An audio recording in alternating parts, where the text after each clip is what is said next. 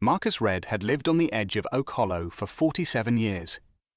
His family's land stretched across gentle hills, pine woods, and a winding creek that shimmered under the sun.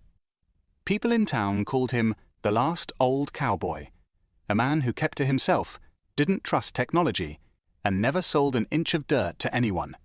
But what they didn't know was that Marcus had built his life on watching, listening, preparing. The story began not with a bang, but with silence when a letter from the county land office never arrived. It was a deed confirmation Marcus had expected like clockwork every 5 years. But this time, it didn't come. He drove into town, asked questions, and was told there was a glitch in the system. The clerk assured him it would be sorted out. A month later, surveyors appeared on the edge of his property. They didn't knock. They didn't ask. They just walked in with tripods, bright orange vests, and tablets. When Marcus confronted them, they claimed the land had been rezoned for residential development and that his records had no valid owner listed. He knew right then something bigger was at play. Briar Ridge was the name of the development, an upscale homeowners association that had already swallowed 2 nearby farms and was looking to expand. Their glossy brochures showed cul-de-sacs, playgrounds, and townhomes. They showed happy families and barbecues. What they didn't show was that 96 of those homes would be built directly on Marcus Reed's land. But Marcus didn't fight it, not yet. He didn't hold protests. He didn't hire a lawyer. He built a shed. Or that's what it looked like from the road. In reality, it was a surveillance outpost, buried under the hilltop near the back end of his property. Inside, it held 2 drones, 5 hidden cameras feeding live footage, backup hard drives, and documents so many documents. He watched as the bulldozers came, watched as concrete foundations were poured, watched as the HOA planted welcome home signs in front of houses built on land that was legally his. Marcus didn't panic, because 20 years earlier he had written a clause into his deed. A clause buried so deep in legalese that no average developer or county worker would ever see it. A clause that gave him the power to reclaim any structure built on his land without permission or payment. But he also knew that just having the right wasn't enough.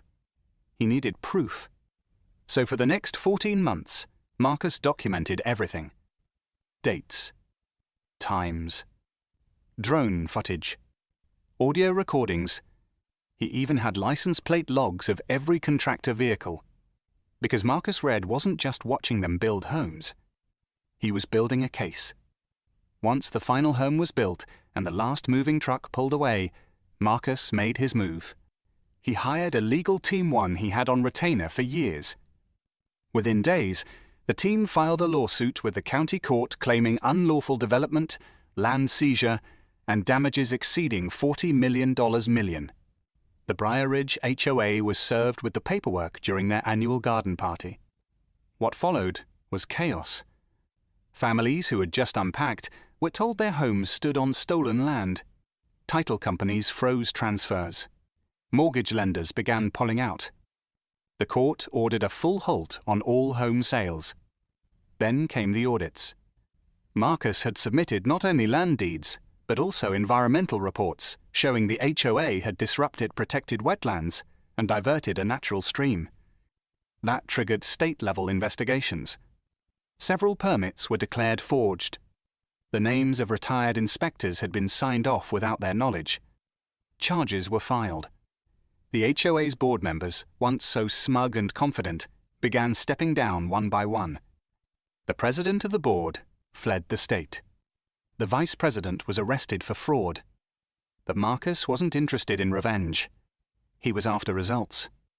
He issued a public notice offering to sell the land beneath each home back to the Homeowners app's triple market value.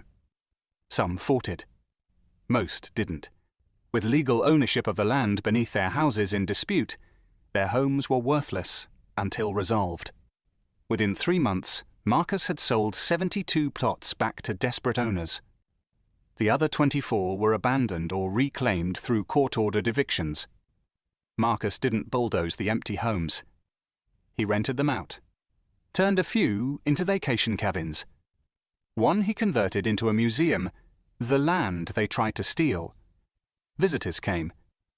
Tourists posed for photos next to plaques detailing the scheme. Local schools even brought students for field trips. In the end, Marcus Redd made more money from the land than any developer ever could. The HOA was dissolved. The development lost its reputation, and Oak Hollow learned to stop underestimating the quiet man who lived on the edge of town. Because Marcus Redd never raised his voice. He never threatened. He never needed to. He just waited, watched, and when the time came, he closed the trap.